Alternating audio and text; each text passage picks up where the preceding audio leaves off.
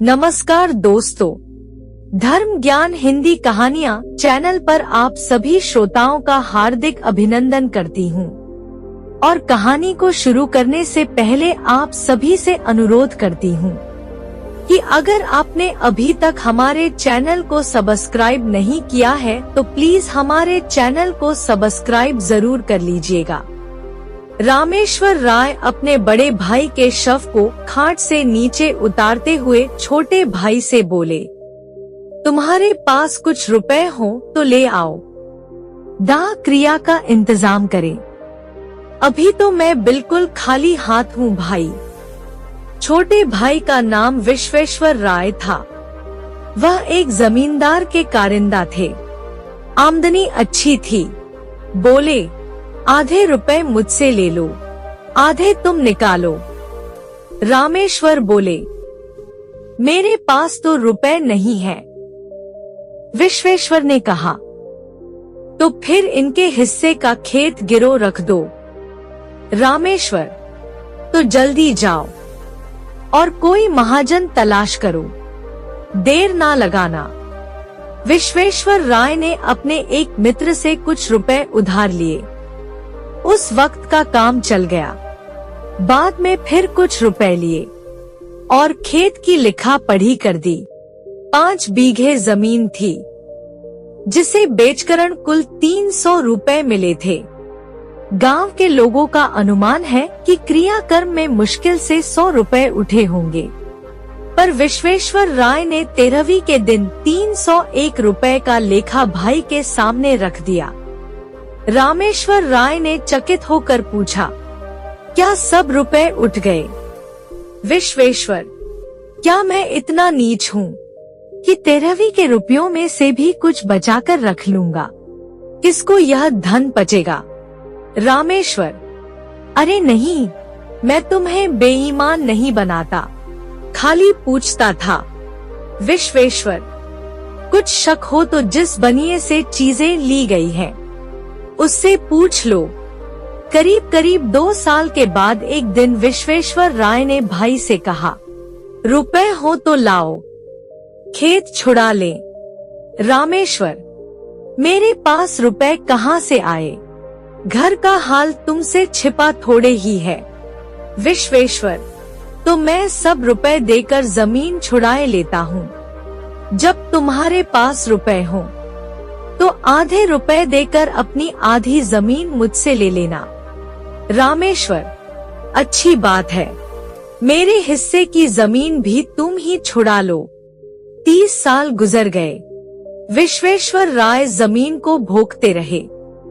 उसमें खाद पानी लगाकर खूब मेहनत की, पर उसने यह निश्चय भी कर लिया था कि अब यह जमीन कभी ना छोड़ूंगा। मेरा तो इस पर मौरूसी हक हो गया है। अब तो इसे अदालत से भी मुझसे कोई नहीं ले सकता। रामेश्वर राय ने कई बार प्रयत्न किया कि वह रुपए देकर अपना हिस्सा ले लें, पर इन 30 सालों में वे कभी 150 रुपए जमा ना कर सके। परंतु रामेश्वर राय का लड़का जागेश्वर कुछ संभल गया था। वह गाड़ी लादने का काम करने लगा था और इस काम में उसे काफी अच्छा मुनाफा भी होता था। उसे अपने हिस्से की जमीन की रात दिन चिंता लगी रहती थी। उसने रात दिन मेहनत करके पर्याप्त धन बटोर लिया था। अब एक दिन वह अपने चाचा से बोला, काका, अपने रुपए ले लीजिए, मैं जमीन में अपना नाम चढ़वा लूं। विश्वेश्वर, वाह बेटा, अपने बाप के तुम ही चतुर बेटे नहीं हो। इतने दिनों तक तो कभी कान ना हिलाए। जब मैंने जमीन को सोना बना लिया तब तुम हिस्सा बांटने चले हो। मैं तुमसे मांगने तो नहीं गया था। दोनों कान खोलकर सुन लो जागेश्वर, अब यह जमीन तुम्हें कभी ना मिलेगी। जागेश्वर, भाई का हक मार कर कोई सुखी नहीं रहता। विश्वेश्वर, यह जमीन अब मेरी है, भाई की नहीं। जागेश्वर, तो आप सीधे सीधे ना दीजिएगा। विश्वेश्वर, ना सीधे दूंगा, ना टेढ़े से दूंगा। जाकर अदालत कर लो। जागेश्वर, अदालत करने की सामर्थ्य तो मुझ में नहीं है काका, पर इतना कह देता हूँ कि मुझे यह जमीन मिले या ना मिले, पर आपके पास ना रहेगी। विश्वेश्वर, जा जा, यह धमकी किसी और को जाकर दिखा। जागेश्वर, बाद में ना कहिएगा कि भाई होकर वैरी हो गया। विश्वेश्वर, 1000 रुपए गांठ में रख लो, फिर जो कुछ जी में आए सो करना। जागेश्वर, मैं गरीब आदमी 1000 रुपए कहाँ से लाऊंगा। विश्वेश्वर, मैं इस डर से बिल नहीं खोद रहा हूँ। रामेश्वर राय तो चुप ही रहा, पर उसका बेटा जागेश्वर इतना क्षमाशील ना था। वकील से बातचीत की। वह आबादी नहीं, पूरी जमीन पर घात लगाए हुए था। मृत सिद्धेश्वर राय की सिर्फ एक लड़की तपेश्वरी थी। अपने जीवन काल में वे उसका विवाह कर चुके थे। तपेश्वरी को कुछ मालूम ही ना था कि उसके पिता ने उसके लिए क्या छोड़ा, किससे क्या लिया और किसको क्या दिया। वह तो इसी में बहुत खुश थी कि उसके पिता का क्रियाक्रम अच्छे से हो गया था। पिता की षोडशी में आई थी, फिर ससुराल चली गई। इन बीते हुए 30 सालों में ना तो किसी ने उसे बुलाया और ना ही वह बेचारी कभी मायके आई। तपेश्वरी के ससुराल की दशा भी अच्छी ना थी। पति का देहांत हो चुका था। लड़के भी अल्प वेतन पर नौकर थे। जागेश्वर ने अपनी फूफेरी बहन को उभारना शुरू किया। वह उसी को मुद्दई बनाना चाहता था। तपेश्वरी ने कहा, भाई, मुझे भगवान ने जो दिया है मैं उसी में खुश हूँ। मुझे कोई घर जमीन नहीं चाहिए। मेरे पास अदालत करने को धन नहीं है। जागेश्वर, रुपए मैं लगाऊंगा, तुम खाली दावा कर दो।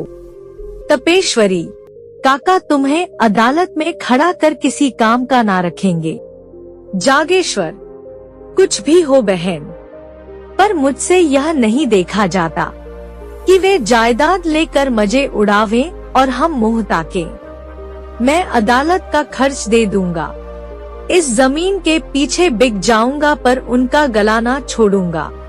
तपेश्वरी, अगर जमीन मिल भी गई तो अपने रुपयों के एवज में उसे तुम ही ले लोगे, तब मेरे हाथ क्या लगेगा? मैं सबसे बुरी क्यों बनूं? जागेश्वर, आपकी जमीन आप ले लीजिएगा। मैं तो केवल चाचा साहब का घमंड तोड़ना चाहता हूँ। तपेश्वरी, अच्छा तो फिर जाओ और मेरी तरफ से तुम ही अदालत में दावा कर दो। जागेश्वर ने सोचा, जब चाचा साहब की मुट्ठी से जमीन निकल आएगी तब मैं 10-5 रुपए साल पर इनसे ले लूंगा। अभी तो इन्हें फूटी कौड़ी भी नहीं मिलती। बाद में जो कुछ मिलेगा उसी को बहुत समझेंगी। जागेश्वर ने दूसरे दिन अदालत में दावा कर दिया। मुंसिफ के इजलास में मुकदमा पेश हुआ। विश्वेश्वर राय ने सिद्ध किया कि तपेश्वरी सिद्धेश्वर की बेटी ही नहीं है। गांव के आदमियों पर विश्वेश्वर राय का दबाव बना हुआ था। सब लोग उससे रुपए पैसे उधार ले जाते थे। मामले मुकदमे में उनसे सलाह भी लेते थे। विश्वेश्वर राय ने जितने भी गवाह अदालत में पेश किए, उन सब ने बयान दिया कि हम लोगों ने कभी तपेश्वरी को नहीं देखा। सिद्धेश्वर के कोई लड़की थी ही नहीं। जागेश्वर ने बड़े बड़े वकीलों से पैरवी कराई, बहुत धन खर्च किया, लेकिन फिर भी मुंसिफ ने उसके विरुद्ध फैसला सुनाया। बेचारा हताश हो गया। विश्वेश्वर राय की अदालत में सबसे जान पहचान थी। जागेश्वर को जिस काम के लिए मुट्ठियों रुपए खर्च करने पड़ते थे, विश्वेश्वर राय उस काम को मुफ्त में करा लेता था। जागेश्वर ने हाई कोर्ट में अपील करने का निश्चय किया, परंतु अब उसके पास रुपए ना थे। उसने अपने गाड़ी बैल सब बेच डाले। और हाई कोर्ट में अपील लगाई। महीनों मुकदमा चला। बेचारा सुबह से शाम तक कचहरी के अमलों और वकीलों की खुशामद किया करता। सारे रुपए भी उठ गए। महाजनों से ऋण लिया। 500 रुपए का बोझ सिर पर हो गया था। पर इस बार जीत ने उसके आंसू पोंछ दिए थे। विश्वेश्वर राय को जमीन छोड़ना किसी हाल में मंजूर ना था। उसने सुप्रीम कोर्ट में अपील कर दी। जागेश्वर को अब कहीं से रुपए ना मिले। विवश होकर उसने अपने हिस्से की जमीन गिरवी रखी। फिर घर बेचने की नौबत आई। यहाँ तक कि स्त्री के गहने भी बिक गए। अंत में सुप्रीम कोर्ट से भी उसकी जीत हो गई। आनंदोत्सव में बची कुची पूंजी भी निकल गई। 1000 रुपए पर पानी फिर गया। हाँ, संतोष यही था कि ये 5 बीघे मिल गए। जागेश्वर ने कभी सपने में भी नहीं सोचा था कि तपेश्वरी इतनी निर्दयी हो जाएगी, जो मेरे सामने से भरी थाली को खींच लेगी। लेकिन खेतों पर अपना नाम चढ़ते ही तपेश्वरी की नीयत बदल गई। उसने एक दिन गांव में आकर पूछताछ की तो मालूम हुआ कि 5 बीघे 100 रुपए सालाना में उठ सकते हैं। इस रकम ने उसे विचलित कर दिया। उसने असामियों को बुलाकर उनके साथ बंदोबस्त कर दिया और जागेश्वर राय हाथ मलता रह गया। जब उससे ना रहा गया तो तपेश्वरी से बोला, वाह री बहना, पैसा मैंने लगाया, सारी दौड़ धूप भी मैंने की और आपने जमीन दूसरों को दे दी। अब मैं कहाँ जाऊं? तपेश्वरी, भाई पहले अपने घर में दिया जलाकर तब मस्जिद में जलाते हैं। इतनी जगह मिल गई तो मायके से नाता हो गया, नहीं तो भरे गांव में मुझे कौन पूछता। जागेश्वर, पर तुम्हें बसाकर मैं तो उजड़ गया। तपेश्वरी, जिस लगान पर और लोग ले रहे हैं उसमें 2-4 रुपए कम करके तुम ही क्यों नहीं ले लेते? यह कहकर तपेश्वरी तो 2-4 दिन में विदा हो गई। जागेश्वर और रामेश्वर राय पर तो मानो वज्रपात सा हो गया। बुढ़ापे में मजदूरी करनी पड़ी। मान मर्यादा से भी हाथ धोए। घर में रोटियों तक के लाले पड़ गए। बाप बेटे दोनों सवेरे से संध्या तक मजदूरी करते, तब कहीं चूल्हे में आग जलती। दोनों बाप बेटों में बहुधा तकरार भी हो जाती। रामेश्वर सारा अपराध बेटे के सिर पर रखता तो जागेश्वर कहता, आपने मुझे रोका होता तो मैं क्यों इस विपत्ति में फंसता। उधर विश्वेश्वर राय ने महाजनों को उकसा दिया। साल भी ना गुजरने पाया था कि बेचारे निराधार हो गए। जमीन हाथ से निकल गई। घर नीलाम हो गया। 10-20 पेड़ थे, वे भी नीलाम हो गए। विश्वेश्वर राय के ताने और भी गजब ढाते। यह विपत्ति का सबसे नोकदार कांटा था। आतंक का सबसे निर्दयी आघात था। 2 साल तक इस दुखी परिवार ने जितनी मुसीबतें झेली, यह सिर्फ उन्हीं का दिल जानता है। बीते 2 सालों में कभी पेट भर भोजन ना मिला। हाँ, इतनी आन थी कि नियत नहीं बदली। दरिद्रता ने सब कुछ किया, पर आत्मा का पतन ना कर सकी। कुल मर्यादा में आत्मरक्षा की बड़ी शक्ति होती है। एक दिन संध्या समय दोनों आदमी बैठे आग ताप रहे थे कि सहसा एक आदमी ने आकर कहा, ठाकुर साहब जल्दी चलो, विश्वेश्वर राय तुम्हें बुलाते हैं। रामेश्वर ने उदासीन भाव से कहा, मुझे क्यों बुलाएंगे? मैं उनका कौन होता हूँ? क्या कोई और उपद्रव खड़ा करना चाहते हैं? इतने में दूसरा आदमी दौड़ा हुआ आकर बोला, ठाकुर जल्दी चलो, विश्वेश्वर राय की दशा अच्छी नहीं है। विश्वेश्वर राय को इधर कई दिनों से खांसी और बुखार की शिकायत थी, लेकिन शत्रुओं के बुलाने पर ज्यादातर लोगों के दिमाग में अनिष्ट की आशंका घर कर लेती है।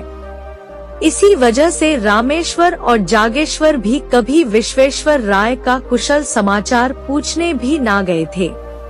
उन्हें कभी कुछ पता भी चलता तो कह देते, उन्हें क्या हुआ है, अमीरों को तो धन का रोग होता है।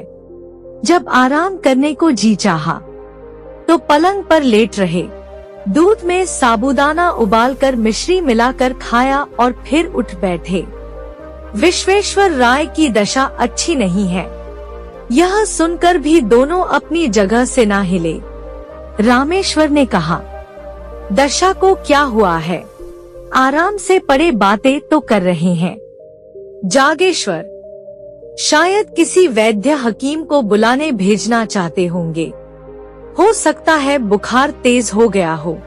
रामेश्वर, यहाँ किसे इतनी फुर्सत है, सारा गांव तो उनका हितू है, जिसे चाहे भेज दे। जागेश्वर, वहाँ तक जाने में हर्ज ही क्या है, जरा जाकर सुनाओ। रामेश्वर, पहले जाकर थोड़े उपले बटोर लाओ, चूल्हा जले फिर जाना। ठाकुर सोहाती करनी आती तो आज यह दशा ना होती। जागेश्वर ने टोकरी उठाई और हार की तरफ चला कि इतने में विश्वेश्वर राय के घर से रोने की आवाजें आने लगी। उसने टोकरी फेंक दी और दौड़ा हुआ चाचा के घर में जा पहुंचा। देखा तो उन्हें लोग चारपाई से नीचे उतार रहे थे। जागेश्वर को ऐसा जान पड़ा जैसे उसके मुंह में कालिख लगी हुई है। वह आंगन से दालान में चला आया और दीवार में मुंह छिपा कर रोने लगा। युवावस्था आवेशमय होती है, क्रोध से आग हो जाती है तो करुणा से पानी भी हो जाती है। विश्वेश्वर राय की 3 बेटियां थी। उन तीनों के विवाह हो चुके थे। 3 पुत्र थे, वे अभी छोटे थे। सबसे बड़े की उम्र 10 वर्ष से अधिक ना थी। माता जी जीवित थी। खाने वाले तो 4 थे पर कमाने वाला कोई ना था। गांव देहात में जिसके घर में दोनों जून चूल्हा जले, वही आदमी धनी समझा जाता है। लोगों का विचार था कि विश्वेश्वर राय ने हजारों रुपए जमा कर लिए हैं, परंतु वास्तव में ऐसा कुछ भी न था। आमदनी पर सबकी निगाह रहती है, पर खर्च को कोई नहीं देखता। उन्होंने तीनों लड़कियों के विवाह खूब दिल खोल कर किए थे। भोजन वस्त्र में, मेहमानों और नातेदारों के आदर सत्कार में उनकी सारी आमदनी गायब हो जाती थी। अगर गांव में अपना रोब जमाने के लिए 200-400 रुपयों का लेन देन कर लिया था, तो कई महाजनों का कर्ज भी था। यहाँ तक कि छोटी लड़की के विवाह में अपनी जमीन गिरो रख दी थी। साल भर तक तो उनकी विधवा औरत ने ज्यों त्यों करके बच्चों का भरण पोषण किया। कुछ समय गहने बेचकर काम चलाती रही, पर जब यह आधार भी खत्म हो गया, तब कष्ट होने लगा। निश्चय किया कि तीनों लड़कों को तीनों बेटियों के पास भेज दूं। रही अपनी जान, उसकी क्या चिंता। तीसरे दिन भी पाव भर आटा मिल जाएगा तो दिन कट जाएंगे। लड़कियों ने पहले तो भाइयों को प्रेम से रखा, किंतु 3 महीने से ज्यादा कोई ना रख सकी। उनके ससुराल वाले इन लड़कों से चिढ़ते थे और सारा दिन नौकरों की तरह काम लेकर उन्हें बात बात पर मारते पीटते भी थे। लाचार होकर माता ने अपने लड़कों को वापस बुला लिया। छोटे छोटे लड़के दिन भर भूखे रह जाते थे। किसी को कुछ खाते देखते तो घर में जाकर माँ से मांगते। माँ मजबूर होकर पल्लू में मुंह छिपाकर खूब रोती। धीरे धीरे लड़कों ने माँ से मांगना छोड़ दिया और खाने वालों ही के सामने जाकर खड़े हो जाते। कोई तो उन पर तरस खाकर मुट्ठी भर चबेना निकाल कर दे देता और कोई बुरी तरह दुत्कार देता। जाड़ों के दिन थे, खेतों में मटर की फलियां लगी हुई थी। एक दिन तीनों लड़के खेत में घुसकर मटर उखाड़ने लगे। किसान ने देख लिया, कोई दयावान आदमी ही था। खुद एक बोझा मटर उखाड़कर विश्वेश्वर राय के घर ले आया और ठकुराइन से बोला, काकी लड़कों को डांट दो, किसी के खेत में ना जाया करें। किसान को मटर लाते देखा तो तीनों बालक पिल्लों की भांति पीछे पीछे दौड़े चले आए। जागेश्वर राय उस समय अपने दरवाजे पर बैठकर चिलम पी रहा था। यह नजारा देखकर उसकी आंखें सजल हो गईं। घर में जाकर पिता से बोला, चाची के पास अब कुछ नहीं रहा, लड़के भूखों मर रहे हैं। रामेश्वर, तुम त्रिया चरित्र नहीं जानते, यह सब दिखावा है। जन्म भर की कमाई कहाँ उड़ गई। जागेश्वर, अपना काबू चलते हुए कोई माँ अपनी संतान को भूखों नहीं मार सकती। रामेश्वर, तुम क्या जानो, बड़ी चतुर औरत है। जागेश्वर, लोग तो हम ही लोगों को हंसते होंगे ना। रामेश्वर, हंसी की लाज है तो जाकर छाह कर लो, दम है तो जाकर खिलाओ पिलाओ। जागेश्वर, भर पेट ना खिला सकूंगा तो आधे पेट ही सही, कम से कम गांव भर में बदनामी तो न होगी। चाचा से लड़ाई थी, लड़कों ने हमारा क्या बिगाड़ा है। रामेश्वर, वह चुड़ैल तो अभी जीती है ना। जागेश्वर चला आया। उसके मन में कई बार यह बात आई थी कि चाची को कुछ सहायता दिया करूं, पर उनकी जली कटी बातों से डरता था। आज से उसने एक नया ढंग निकाला है। लड़कों को खेलते देखता तो बुला लेता, कुछ खाने को दे देता। मजूरों को दोपहर की छुट्टी मिलती है, अब वह अवकाश के समय काम करके मजूरी के पैसे कुछ ज्यादा पा जाता। घर चलते समय खाने की कोई ना कोई चीज लेता आता और अपने घर वालों की आंख बचाकर उन अनाथों को दे देता। धीरे धीरे लड़के उससे इतने हिल मिल गए कि उसे देखते ही भैया भैया कहकर दौड़ते, दिन भर उसके आने की राह देखा करते। पहले माता डरती थी कि कहीं मेरे लड़कों को बहलाकर ये महाशय पुरानी अदावत तो नहीं निकालना चाहते हैं। वह लड़कों को जागेश्वर के पास जाने और उससे कुछ लेकर खाने से रोकती थी, पर लड़के शत्रु और मित्र को बूढ़ों से ज्यादा पहचानते हैं। लड़के माँ के मना करने की परवाह न करते। यहाँ तक कि समय के साथ माता को भी जागेश्वर की सहृदयता पर विश्वास आ गया। एक दिन रामेश्वर ने बेटे से कहा, तुम्हारे पास रुपए बढ़ गए हैं, तो 4 पैसे जमा क्यों नहीं करते, लुटाते क्यों हो। जागेश्वर, मैं तो एक एक कौड़ी की किफायत करता हूँ। रामेश्वर, जिन्हें अपना समझ रहे हो वे एक दिन तुम्हारे शत्रु होंगे। जागेश्वर, आदमी का धर्म भी तो कोई चीज है। पुराने बैर को लेकर मैं चाचा के परिवार की भेंट नहीं चढ़ा सकता। मेरा बिगड़ता ही क्या है, यही ना कि रोज घंटे 2 घंटे ज्यादा मेहनत करनी पड़ती है। रामेश्वर ने मुंह फेर लिया। जागेश्वर घर में गया तो उसकी स्त्री ने कहा, तुम्हें चाहे कोई कितना भी समझाए, पर तुम हमेशा अपने मन की ही करते हो। हर आदमी पहले अपने घर में दिया जलाता है, बाद में दूसरों के घरों में उजिता करने का सोचता है। जागेश्वर, लेकिन यह बात भी तो ठीक नहीं है कि आदमी अपने घर को दिए और मोमबत्तियां जलाकर रोशन कर ले और अपनों के घर में अंधेरा ही छोड़ दे। स्त्री बोली, मेरी भावर तुम्हारे साथ क्या पड़ी, मैं तो मानो कुएं में गिर पड़ी। कौन सुख देते हो, गहने उतार लिए, अब सांस भी नहीं लेते। जागेश्वर, मुझे तुम्हारे गहनों से ज्यादा अपने भाइयों की जान प्यारी है। स्त्री ने गुस्से में मुंह फेर लिया और बोली, बैरी की संतान कभी अपनी नहीं होती। जागेश्वर ने बाहर जाते हुए उत्तर दिया, बैर का अंत बैरी के जीवन के साथ ही हो जाता है। दोस्तों, आप सबको यह कहानी अच्छी लगी हो तो वीडियो को लाइक जरूर कर दीजिएगा। मिलते हैं अपनी अगली वीडियो में एक और नई कहानी के साथ। तब तक के लिए आप सभी श्रोताओं को नमस्कार।